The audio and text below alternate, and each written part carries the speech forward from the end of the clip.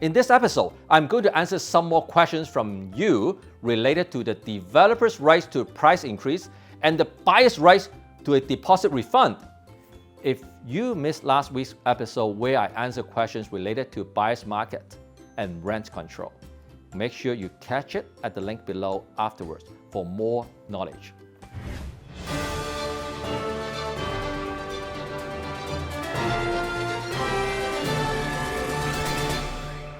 Number 1, deposit refund. Questions from Regina. What's the buyer's options for the deposit if the project is delayed for years?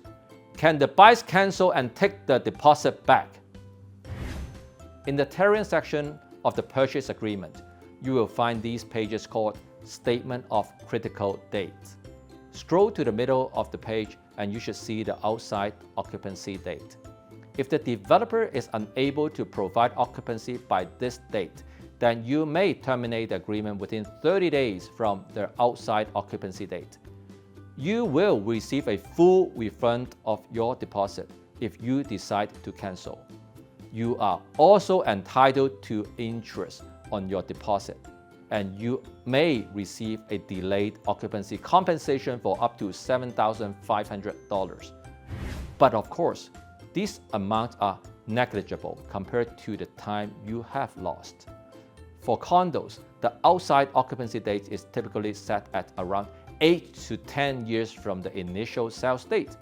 So you won't be able to cancel the agreement and get your deposit back before the outside occupancy date. But delays are not always bad. There can be good delays. Let me share a real case scenario. The 8 Cumberland condo right at the heart of Yorkville. It went on sale in summer 2016. Back then, a 700 square foot, 2-bedroom unit was sold for only $639,000 in the most expensive neighborhood in downtown Toronto, and it is a corner unit. The first tentative occupancy date was set for September 2021, with the outside occupancy date set for 6 years after that in 2027. Time started ticking, and it was 2019. The project suffered from unforeseeable delays related to constructions, permits, approvals, and heritage issues.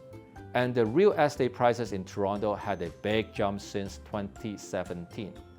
The developer realized that they could sell the unit at much higher price if they could just cancel the project and restart sales again.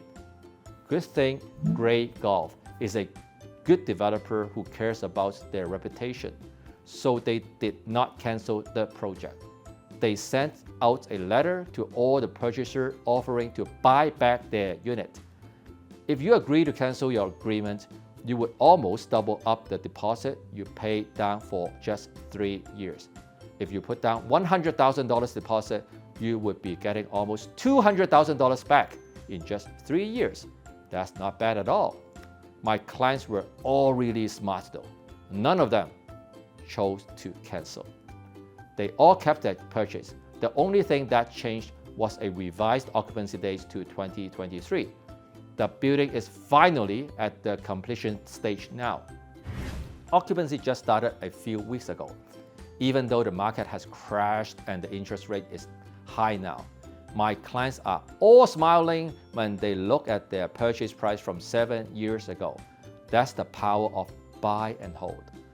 So this delay was not necessarily bad at all, but of course, you need to have a reputable developer who won't just cancel the project.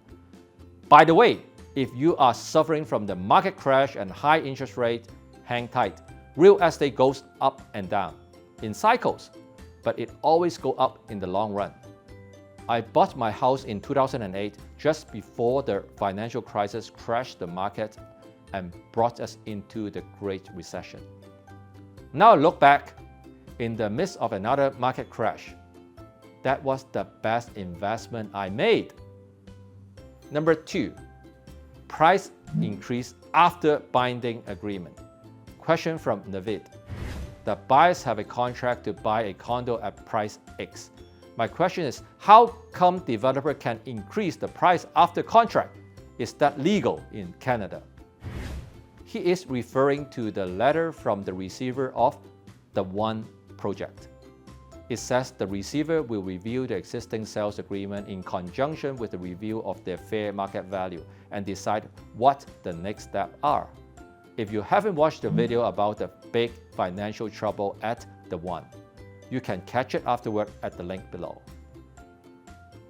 So, does the developer have the legal right to increase the purchase price after binding agreements was established? No, they don't. If they found that they sold at the price too low and that's not enough to cover construction costs, then they may have to cancel the project with a legitimate reason specified in the agreement. For example, unable to obtain satisfactory construction financing for the project. After the cancellation, they can try to restart sales at a higher price. But of course, this would be extremely damaging to the developer's reputation.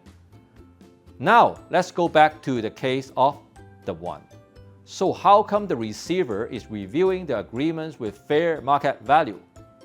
The receiver was appointed by the Supreme Court with the goal of completing the project and paying the outstanding debt.